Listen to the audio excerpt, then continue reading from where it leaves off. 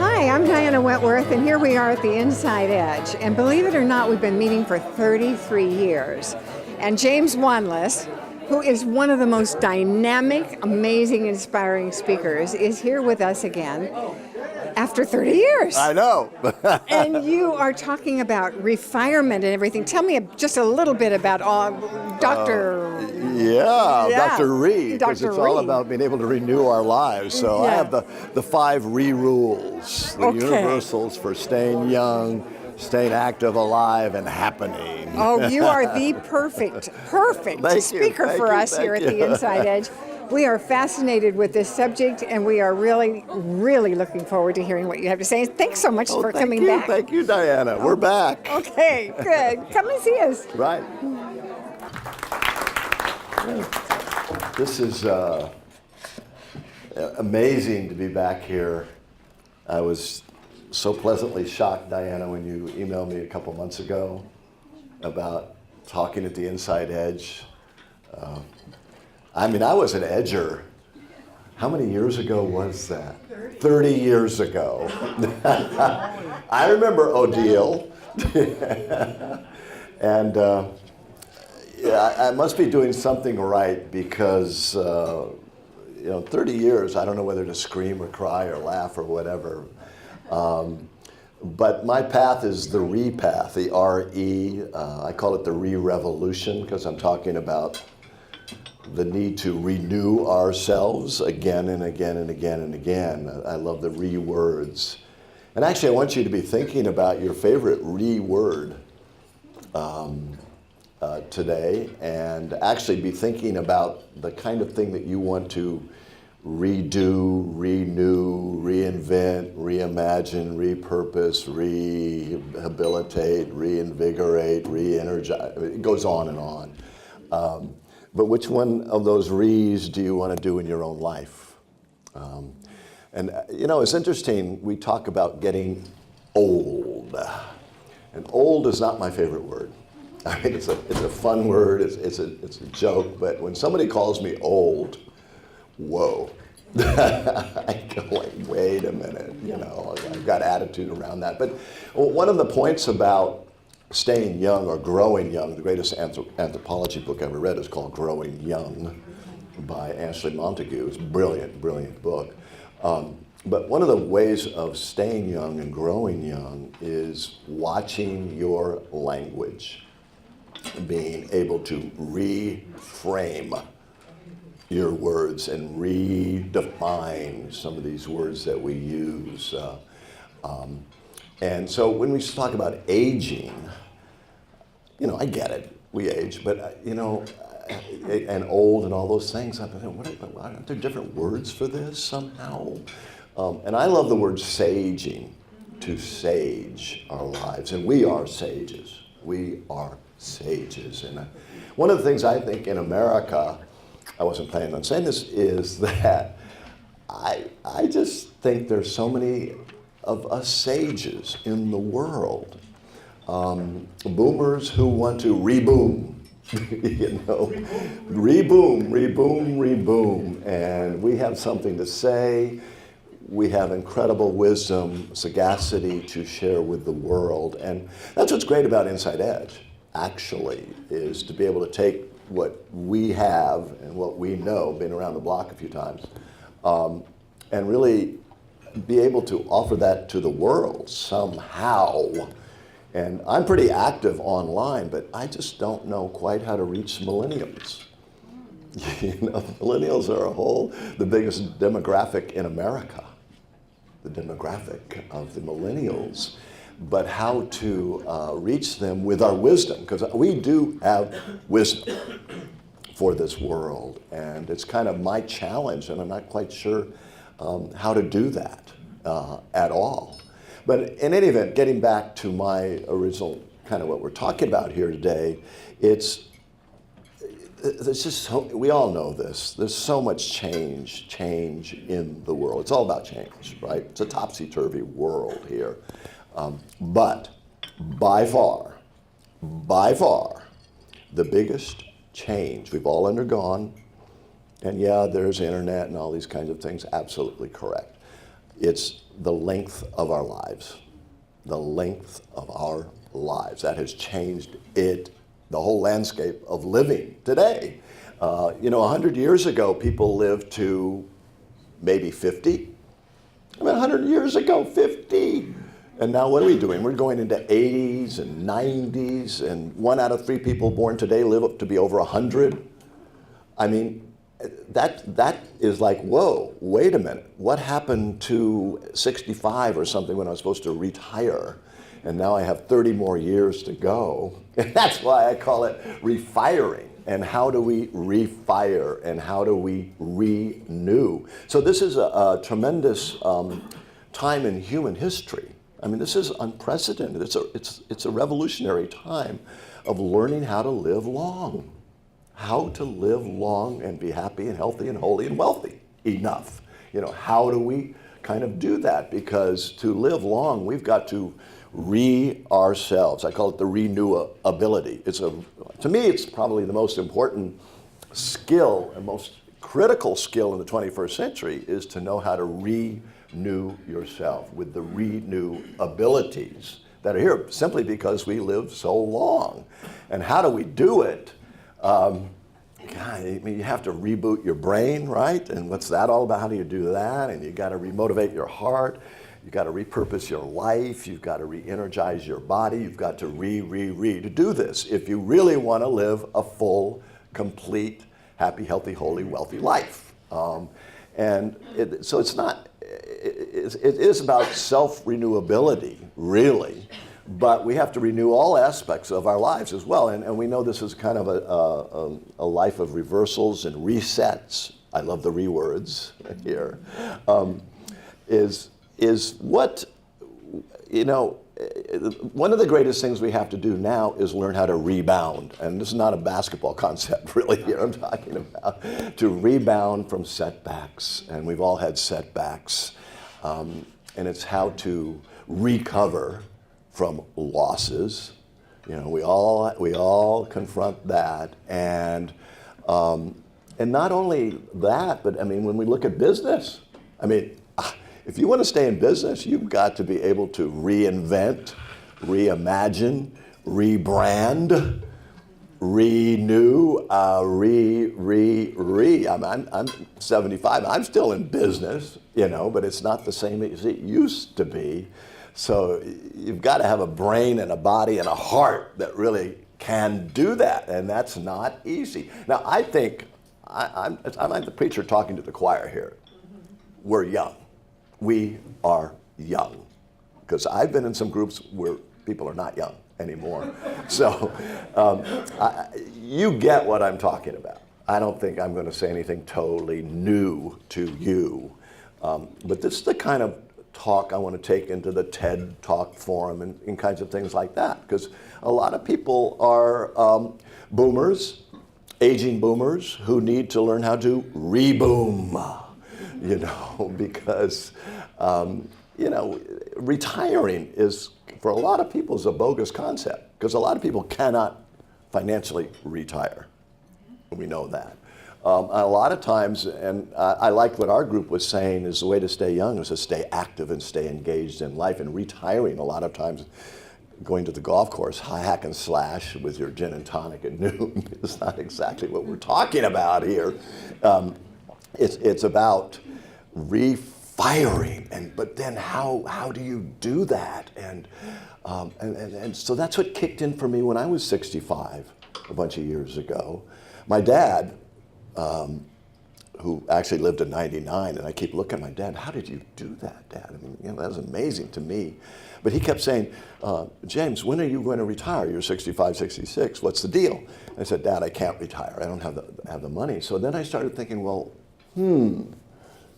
how do we our lives, really refinance it and all these kinds of things?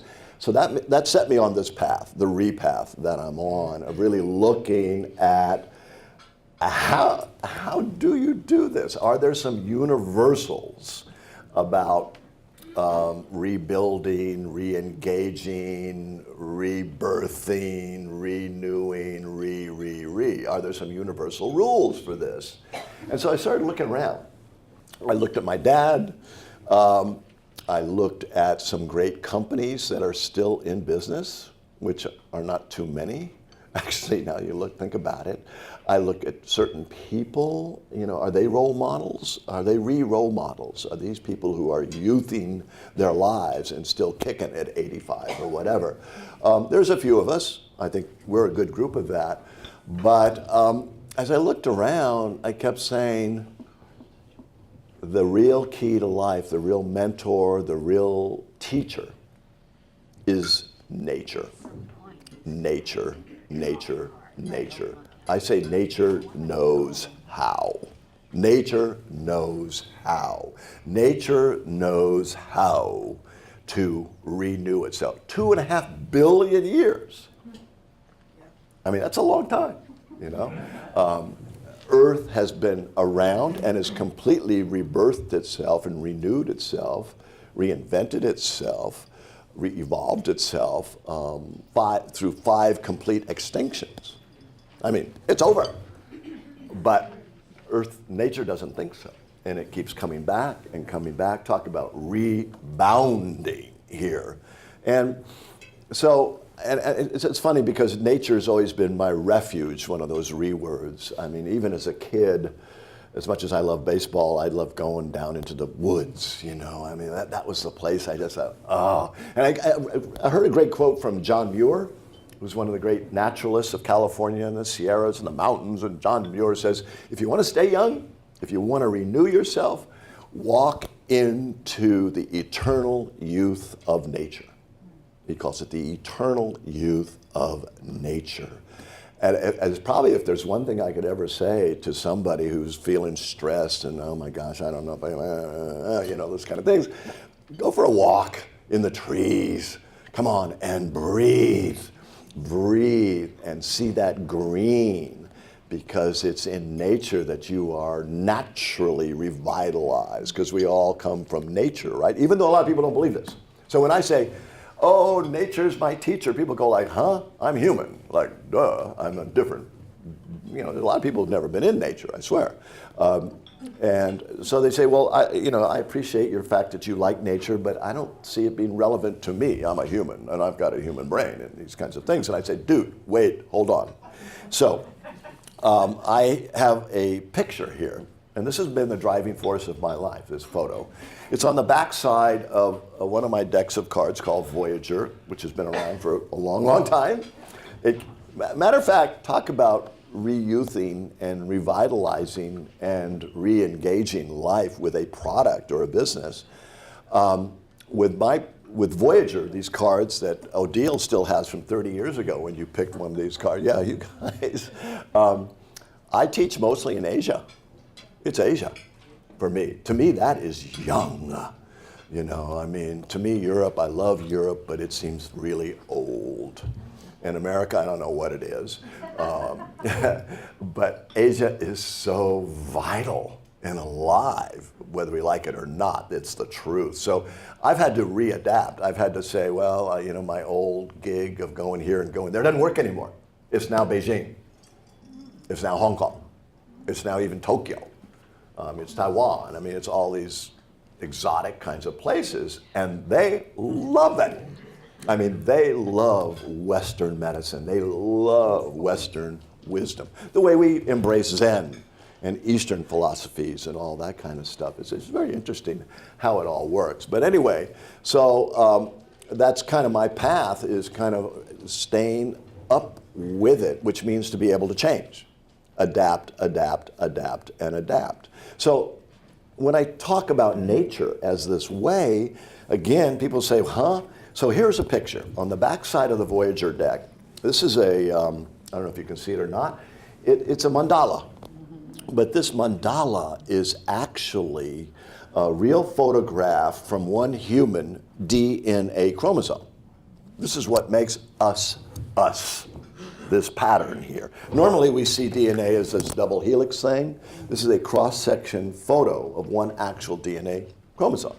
And it's beautiful. I mean, it's actually got 10 points on it, which indicates to me we're born a 10. And then what happens? I wasn't so smart in class, so now I'm down to a B, and I'm not a 10, I'm down to an 8, and how we get kind of diminished by life.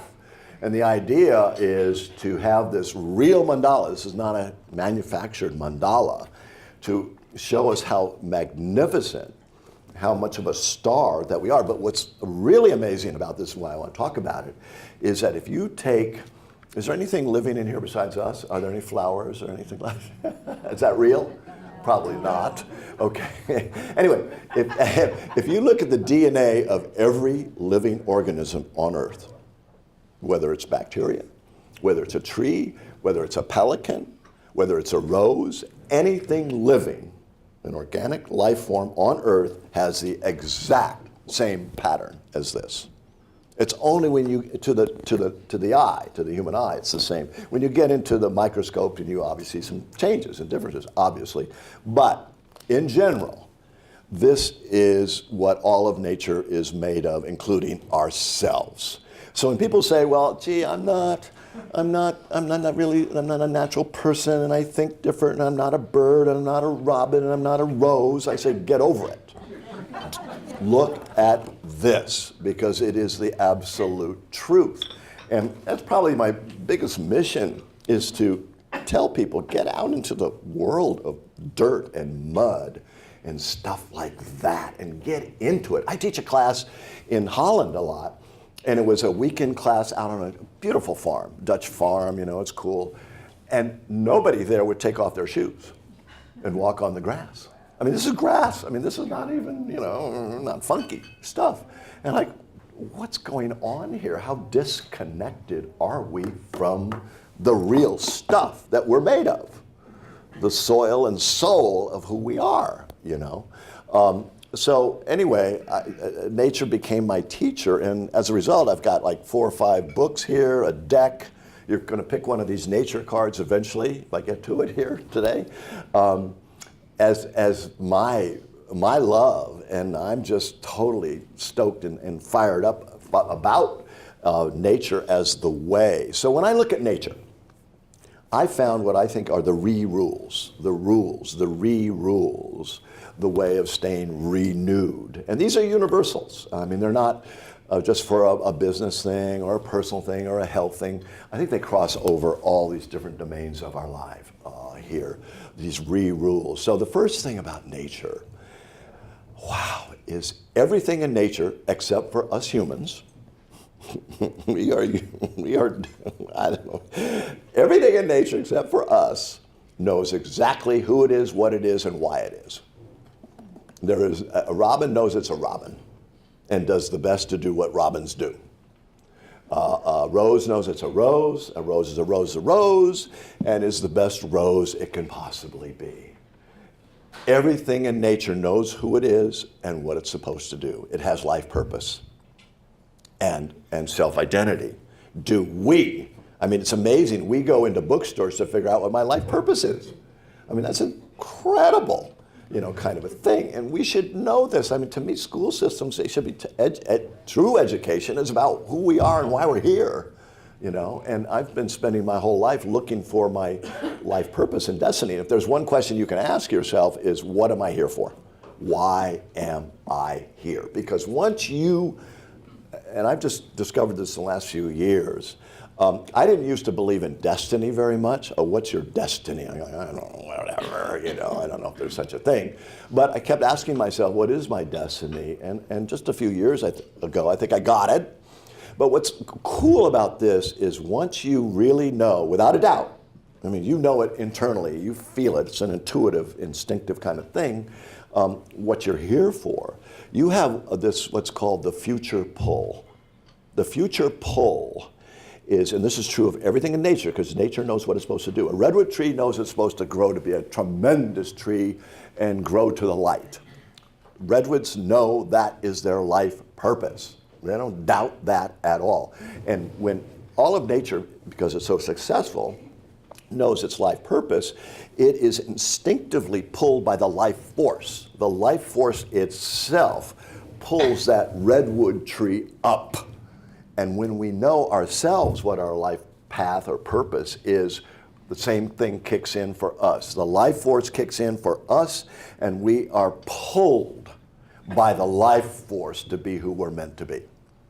And once you get the future pull, and the future always takes precedence over the past. The past is the past. It's all about going ahead to the future. When we're pulled by the future, life becomes so much easier and so much more fun. And it's like, oh, wow. Yeah, I still work hard and all that, but I know I'm on the right path and I am being taken. I'm in the flow. And I think a lot of us have experienced that, but most humans, I think, have not experienced future pull. We don't know who we are. So I mean, so to me, the number one thing about growing young, staying young, being able to renew yourself and sage your life is knowing your life purpose, because you will be pulled. And then once you're being pulled with your destiny, what you're supposed to be doing, you want to live. I mean, it all comes back to motivation, really. And that kind of gets to my second point.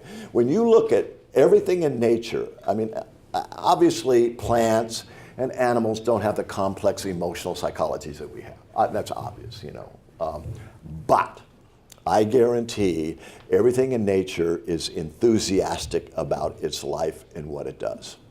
Very enthusiastic. I don't see a robin waking up in the morning and thinking, I don't know. It's kind of early. It's inside edge. I don't know if I want to get up that early and get that worm, kind of thing. Maybe I'll turn on the TV and, No. Nature is totally motivated. It's very simple, primitive, so-called, emotional. The robin's block? The robin. But I've never seen an animal sit around. Well, dogs can do some weird stuff because they're half human, I swear. They take on our own qualities that are here. But actually, a really cool thing to do, and this is kind of a corporate technique I've used a lot, is if you want to know, to reaffirm and re-motivate yourself, you can put re in front of any word and it works. It's to me, re is the holy grail of today. I think I had a past life in Egypt. I think it was Ra, one of those pharaohs, but I think today it's re. Re is my God and goddess. I mean, it's what it's about. It's the holy grail here. And we could be, I think we are, as a matter of fact, the first regeneration. The first regeneration. I really believe this because, again, in our life, we have to repeat, repeat, repeat, repeat, and repeat for a long life that no humans have ever had to do before. I mean, this is a revolution that we are living in right now because we have to learn how to repeat and not deplete. Repeat and not deplete because repetition kills. I mean, why do we get sore hands or arthritic stuff or whatever? It's because we do the same thing over and over and over again. And the brain does the same thing and we get into a habitual comfort zone and we die. Death by comfort, I call it, because it's the same old, same old. So repetition kills. So the idea is, we obviously need routines, but how do we get out of the depletion cycle of this repetition that goes on for 80, 90 years now? We're not taught how to do that. We don't know that. That's what I'm talking about. I mean, this is a real revolution that we're going on. So, I was back to this corporate thing. I'm sorry. If you want to know, you want to remotivate yourself. So ask yourself, why do I even want to live? Or why do I want to do business? Or why do I want to be in this relationship or whatever? Ask yourself the 5 whys. This is cool. The 5 whys, why do I want to live, with one why, and then another one, and another one, another one. You got to come up with at least 5. If you can't come up with 5 whys, 5 reasons why you want to do anything, you're probably not sufficiently motivated, actually. And this is a good one to do. I mean, I'm constantly asking myself, why am I doing this? Because you have those days. And that's when those 5 whys kick in, because we need to stay re-motivated. Nothing ever is done without enthusiasm. It's all about enthusiasm, which means Deus, it's to bring Deus, God in Latin, into us. Enthusiasm is allowing the inspiration of the Great Spirit, the life force, to come through us. But we have to believe that or know that mentally, and that's where the real problem with us is a lot of times, is how we think about stuff. The other thing about nature, these are the rules, the rules I'm talking about here. First one, life purpose. Second one, motivation. Pretty simple. This is nothing, not rocket science here. The third one is move it. Move it, move it, move it. Be physical. The fountain of youth is exercise. I mean, if there's one thing you can do, and this changed my life tremendously, is brisk walks. I'm not a gym guy. I'm not a weight guy. I move it. And if you just walk fast, a little bit faster than usual, and breathe. The key to this whole thing is breathing. The brain is by far the greediest organ, more than the heart, for oxygen. And neuroscientists neuroscientists can actually see new brain cells grow in you, which 10 years ago we didn't even think the brain could grow new cells. It does, and it does under the influence of oxygen. The best thing you can do is walk fast, breathe hard. Walk fast, breathe hard, walk fast, breathe hard. That will keep you going. And the studies are shocking. I mean, they've taken some of these guys are people who have high cholesterol levels, let's say, or high blood pressure, stuff like that. We know it's not healthy, let's say. If you're a breather, I mean, if you do a lot of aerobics, you are way healthier, even though you might have a lot of stuff wrong with you. You are way healthier than these other people who eat better, maybe, or something like that. And you're a lot smarter and a lot more creative. If you want to stay young, keep your brain young, it's not about playing games, which is cool, and that's fine, do it, but it's really about oxygen. It's about move the body. And now there's a pathology in America called the sedentary behavior disorder. You know about that one. I mean, this is an absolute psychological problem in America, sedentary behavior disorder. Because we sit at breakfast, and we sit at TV, and we sit in front of the screen, the computer, and then we sit in the car, and then we sit, we're dying. We're dying. If you don't get up at least every 90 minutes, there's an inner circadian, or it's ultradian cycle within us, biologically and metabolically. If you don't move and get up and stand or do something every 90 minutes, you're dying. Your cells are dying. You know, so if there's one thing we can do to stay young and keep alive, it's move it and breathe, move it and breathe, move it and breathe. Wow, I mean, that is, I can't tell you the difference that's made in my life. It works, and it's simple, and it's fun. That's for sure. So be physical, have your life purpose, motivate, and this is a biggie, be able to reframe, redefine our language, our concepts, how we think about stuff here. We love the brain because it creates all this stuff, and the brain is the demon at the same time. The brain is the doubter, the inner critic. It's that part of us, the inner judge, that keeps us old, that keeps us down, that diminishes us absolutely. And to me, the most important, and this may sound weird to you, to me the most important word, success word in our lives is setback. Now you think, oh, that's kind of weird, setback. I don't think so. As a matter of fact, I know so. That's one step back, two steps ahead. Life is like that. There's the law of physics. For every action, there is an equal and opposite reaction. So we go forward, and I guarantee we're going to have to go back at some point in time. Retreat, strategic retreat. This is the Aikido principle of life. You go forward, and then the blow comes, the setback comes, the attack comes, or whatever. If you're trying to, just go with it. Go with the setback, and you're still standing. And then you can see, oh, wow, okay, there's the open door of opportunity. No success is ever made without a setback. I guarantee. We could talk to everybody here, I'm sure. My greatest breakthroughs in life have all been out of setbacks.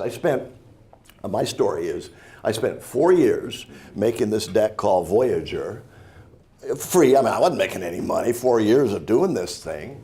And then I took it to all the publishers and nobody liked it. Nobody liked it. It was like 4 years of like, whoa. I mean, talk about setback. But I didn't believe in setback. I said setback is one step closer to success if you reframe the languaging of it here. And so, for example, I just kept showing my cards in big slideshows to people wherever I went. And one day a woman called me and she said, hi, I have a lot of money. And I said, who are you? What was that again? And anyway, she invested in me and my business, and for the first 16 years, I self-published, which was by far the best thing that could have ever happened. I mean, the traditional courses get some publisher and they'll take care of you. Not really. So again, setback is where it's at. My greatest other setback was, the reason I'm here today is I went to India to climb mountains. I went to Nepal to climb the big snow mountains. You know, I'm an adventurous cat. And what happened, I got hepatitis. So I'm down in downtown Kathmandu, totally yellow, you know, hepatitis. And like, oh God, I mean, I couldn't even get up and walk to the door over there. I mean, I thought I was dying. I thought I was really dying. And then some guy comes along and says, oh, there's a course for a Western meditation course in a Tibetan Buddhist monastery. I thought, wow, yeah, just sign me up. All I can do is sit around anyway. And I wanted to get into meditation anyway, because, you know, I have a PhD. I think Brooke said that, which means powerful head damage, of course. Why do you think I lost my hair?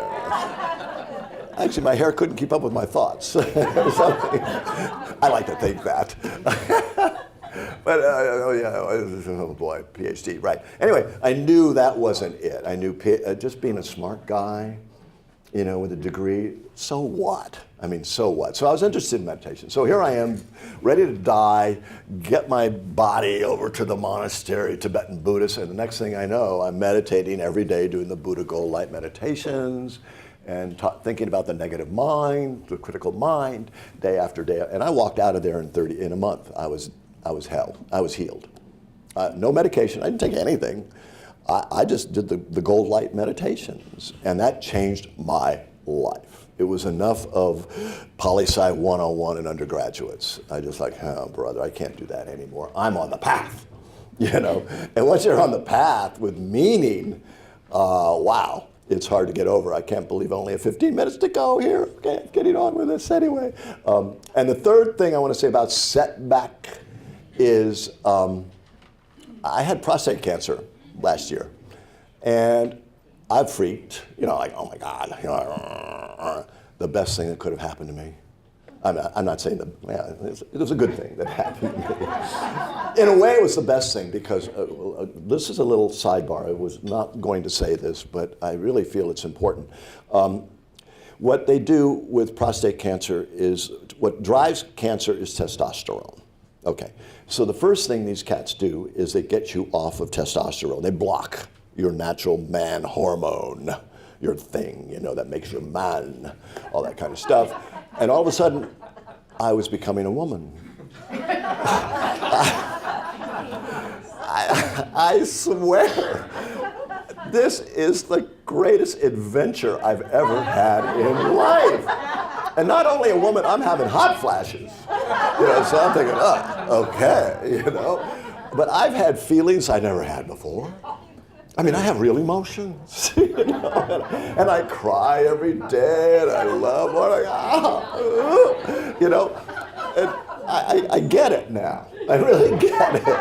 I think testosterone, as much as it makes us know, it really masks emotions.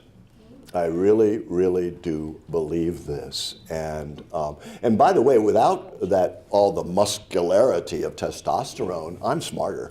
I'm way more creative. I write a lot better. I think women are smarter. You know, but guys, in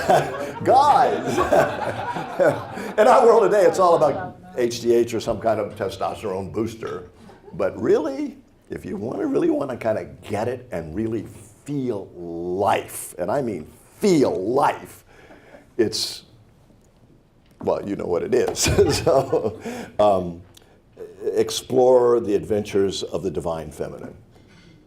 I guess I'll say it that way, the divine feminine. It's really, really remarkable. You women are just amazing to me, really, absolutely amazing. And my mentors at this point in time. So anyway, back to what I was saying. Setback is a good thing if you believe it and know it, because it is true. Setback absolutely works. So now, a little while ago, I asked you about thinking, what do you want to in your life? What do you want to rekindle your relationship? Do you want to reconnect with a friend? Do you want to kind of reinvent your business, or energize, revitalize yourself physically? Whatever, I don't care. You know, come up with one, because we're going to do a little magic.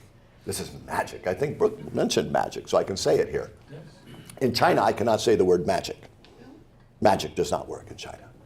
It's a superstition, old word, you know. So I can't even say the T word, tarot, in China. They don't like anything that smacks of superstition and old religion and beliefs and stuff like that. But we're doing magic, and magic is a quick little reflection process, of a little manifestation meditation, and it's going to be maybe a minute long. We're going to do this. Is that okay? We can do this? So I want you to be thinking now again of what you want to your life about. Rebuild this, or redo that, or whatever, okay? So I want you to have that in mind. Now, the key thing is to manifest youthfulness or saging or whatever you want to do, is to do it mentally, emotionally, physically, and spiritually. Then you have synergy. That's where it's at, completely. So I'm going to ask you to simply visualize in gold light, changed my life, to visualize your success at reading whatever you want to read. I'm going to ask you to feel it. I'm going to ask you to affirm that you can do it and are doing it. It's an affirmation. And then I want you to see your next action to do it. See it, feel it, believe it, and do it. See it, feel it, see it here, feel it here, believe it here, and do it. And do it again and again and again. Make it a habit. Okay, so everybody just kind of close your eyes. Just exhale, be comfortable with a straight back, preferably, where you're really smart and wise and energized, straight back. Okay, I want you to imagine the magic of imagination. Just imagine your greatest success. Don't hold back, in gold light, of reading whatever you want to read your life about. See your magnificent success at doing that in golden light. Go for it, because if you can see it, you can be it. If you see it, you can be it. And now, as you're actually visualizing your great success, I want you to put, if you want, put your hands on your heart and actually maybe feel your heart. People who are the real healers in life can actually feel their heartbeat, so it's a good idea.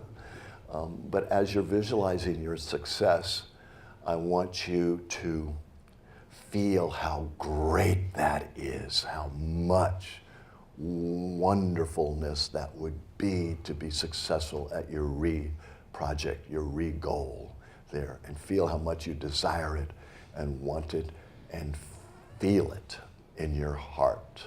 Because if you can't feel it, it ain't gonna happen. So you're seeing it and you're feeling it. And now I want you to believe it. So I want you to affirm to yourself, just talk to yourself, I can do this and I am doing this. I can do this and I am doing this. Affirm, affirm, affirm yourself.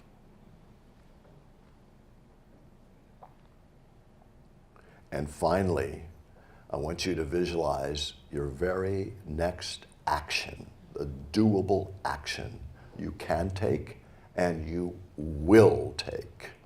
to manifest this revision of yours? What is the very next action that you can take and will take?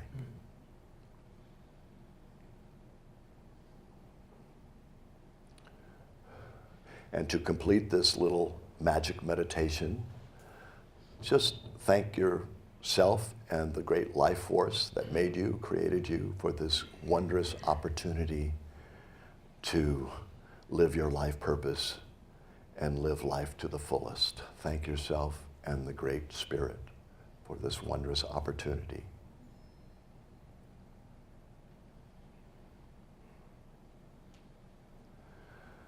Okay, so thank you. When you are finished, just open your eyes and come back to the room, and that's it. And you know, that's a very, very simple mind, heart, body, spirit, holistic, where I first met Gabby, right, at the Holistic Expo. Yeah, that's because when you do things mentally, emotionally, physically, and spiritually, again, which is what all animals do, they're not doing this and thinking that. All creatures, everything living in the world is completely whole and completely synergistic. And when you operate mind, heart, body, spirit synergistically, you got juice, you got power. I mean, the root word of synergy is sun ergos, sun energy, sunergy. And the reason the sun keeps going is because it synergizes. This kicks off that, which creates that, and the mind creates this and goes into the body of that, and it fires up the heart, and da-da-da-da-da-da-da. We're operating synergistically here. And if you just do that little thing every day, 1 minute, 30 seconds, and even if you break that down to just visualizing your success in goal light, it works. It's magic. It's the magic of imagination that's here. So one thing I want to do, I only have a few minutes left here. Number one, keep just doing that. It's so simple and it works. Is on your table, there are actually some cards. They're green cards. This is from my Sustain Yourself deck. They're green on the back. So we're going to have fun with this one. The intention is, what does Mother Nature want to tell you about how to renew yourself and stay renewable? How to be renewable? How would nature do it? This is way outside the box. It's a little crazy thinking, but hey, that's where we get the greatest new insight. So you're going to pick one card. I want everybody to pick one card with the intention of picking, it's just a part of nature, and use your imagination. How would nature renew itself based on the card that you get that's here? So I want everybody to you got your card, and take a look at it, turn it over, and hopefully you can figure it out. If you can't, it's okay. Nature's pretty wild. Of course, nature is wild. So this is wild thinking, which is where our will is. So take a moment, use your imagination, use your intuition. It's really quite amazing that most of us don't know nature. Like, did anybody get the atom card here? There's one card called the atom that's here. Atoms never stop moving. So if you get the atom card, it's all about mobility. Move it, move it, and move it. Did anybody get the tortoise card, the turtle card? Oh, you did. Beautiful card. Turtles live a long, long time. And how do they live a long time? They go slow. You know what the Hawaiians call it howlies. Howlie means without breath, because we're all stressed out. People, where's my bag? Where's Maui? Like, dude, go with the flow, be the turtle, you know. So you've all had 15 seconds to think about this. So share it with your table, share it with your partner. What did you get out of this wild thinking about how to renew yourself based on nature? If you don't get it, fine. It's a little bit different, a little bit weird. Okay, yeah, go ahead. At your table, share it, or with a partner, any way you want. Yeah.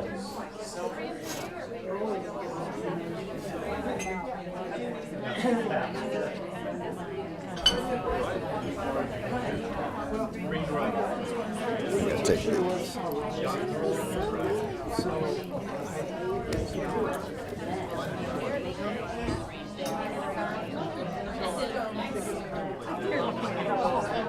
Oh, Lord.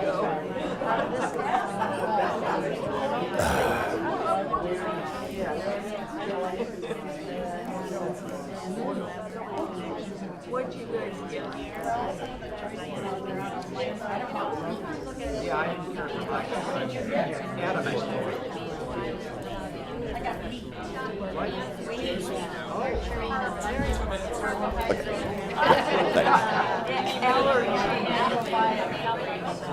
Oh my God.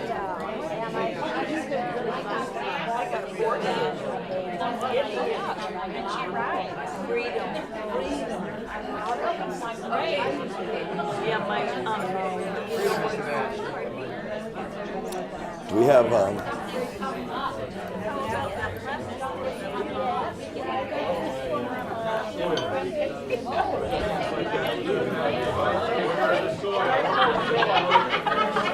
must be 10 cents.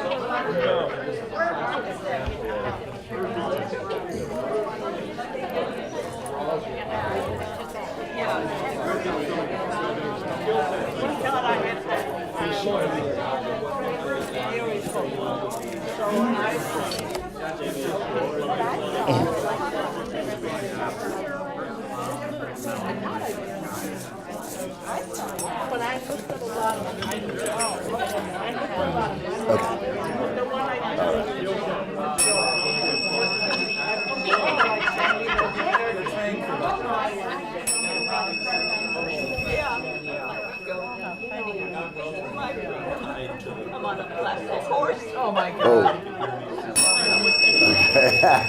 Thanks. Okay. Time's up. The bell rang, you guys. Thank you for that. That's, usually we have a few more minutes to do it, but that's okay. This is a deck I created over 20 years. I really believe in nature is the greatest teacher we have. And over 20 years, I created this deck and didn't know what to do with it till I heard the words sustain and sustainability. Sustainability. And it was all about sustaining ourselves. Be able to sustain ourselves. So that's what it's all about. And so thank you. I just actually picked a card for Inside Edge. How the inside edge could keep renewing itself and keep going and keep going. And I got the compost card. The compost. I mean, but one of the great re words, recycle, right? I mean, take your stuff, your old stuff or your garbage or whatever, because it's fertilizer. The greatest growth of life comes out of the garbage. What we think is garbage is fertilizer. So that is a great, great message to recycle your energy, and you can keep going and going and going, because it's all good. Everything is opportunity. And this has been a great opportunity, Inside Edge. Thanks very, very much. Don't forget to compost your stuff. And keep going, because it's fun. It's really, really fun. Love life. Ask yourself 5 times, why do I really love life? Why do I really want to live? And you'll keep living. Thanks very much. This was good. Thank you. Thanks. Wow. Nice. Thank you. Woo. Hey. Beautiful.